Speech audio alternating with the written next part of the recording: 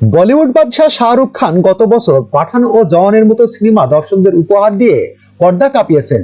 শুধু তাই নয়, সারা বিশ্বে সিনেমার অন্যতম রোমান্টিক নায়ক হিসাবেও তার খ্যাতি রয়েছে। ক্যারিয়ারে বহু সুপারহিট সিনেমা দিয়ে দর্শকদের মনে বিশেষ জায়গা করে নিয়েছেন বাদশাহ।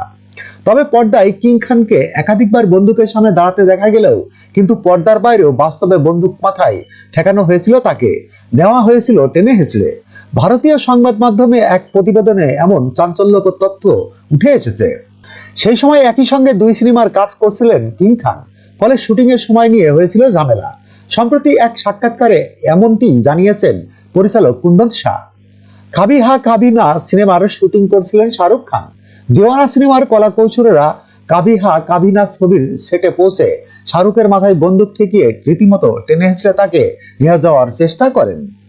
কুন্দন শাহ বলেন, শাহরুখ খানের দুটি সিনেমার তারিখ নিয়ে সমস্যা হয়েছিল। মাথায় বন্দুক ঠেকিয়ে হিড়হিড় করে টানতে টানতে নিয়ে গিয়েছিল শাহরুখকে। এটা বেশ মজার ছিল। শাহরুখের সঙ্গে কুন্দনের সম্পর্ক বন্ধুত্বপূর্ণ, তাই তারিখ নিয়ে মাথা না ঘামিয়ে কাভি হা কাভি না ছবির জন্য রাজি হয়ে গিয়েছিলেন শাহরুখ। এমনকি তাদের চুক্তিপত্রেও ছিল না, একটি সাদা কাগজে স্বাক্ষর করে দিয়েছিলেন বাদশাহ। চুক্তির সময় অগ্রিম পারিশ্রমিক বাবদ শাহরুখকে 5,000 টাকা দিয়েছিলেন কুন্দন।